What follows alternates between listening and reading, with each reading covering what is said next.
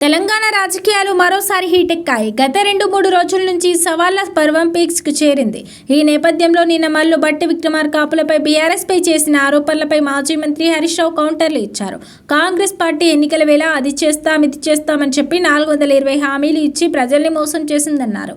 ఆ తర్వాత హామీలు అడిగితే డైవర్షన్లు చేస్తున్నారన్నారు. అడ్డగోలు హామీలు ఇస్తున్నారు, ఆచరణ సాధ్యమా అని అడిగితే 100 ఏళ్లు కలిగిన కాంగ్రెస్ పార్టీ అని చెప్పారన్న విషయంను హరీష్ రావు గుర్తు చేశారు. గత ప్రభుత్వం చేయని అప్పులను చూపించి తప్పించుకునే ప్రయత్నం భట్టి విక్రమార్క చేస్తున్నారని ఎద్దేవా చేశారు. అపారమైన అనుభవం ఇప్పుడు ఏమైందని, మీరిచ్చి 6 గ్యారంటీలు ఏమైనాయని ప్రశ్నల వర్షం కురిపించారు.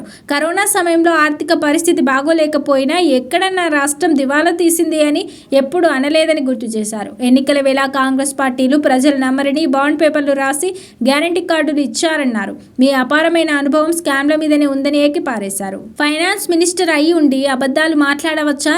అంకెలు వేసినంత మాత్రాన అంకెలు మారవంటూ హరీష్ రావు సెటైర్లు వేశారు. 4.14 లక్షల కోట్లు మాత్రమే బీఆర్ఎస్ దిగిపోయే నాటికి ఉన్న అప్పు అని చెప్పారు. కానీ కాంగ్రెస్ మాత్రం 5.16 లక్షల కోట్లు అని చెప్పడం విడ్డూరంగా ఉందన్నారు.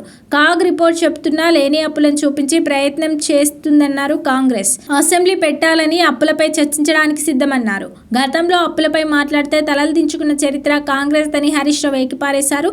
అసెంబ్లీలో చెప్పింది నమ్మాలా, బయట మాట్లాడింది నమ్మాలా అంటూ మండిపడ్డారు.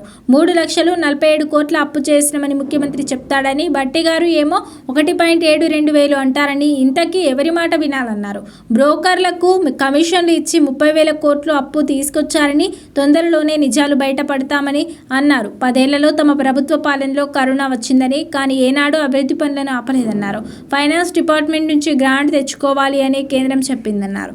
దేశంలో అన్ని రాష్ట్రాల కంటే సొంత ఆదాయం పెంచుకున్న రాష్ట్రం తెలంగాణ అని మాజీ మంత్రి హరీష్ రావు కాంగ్రెస్ మంత్రులు చేసిన ఆరోపణలకు గట్టి కౌంటర్లు ఇచ్చారు.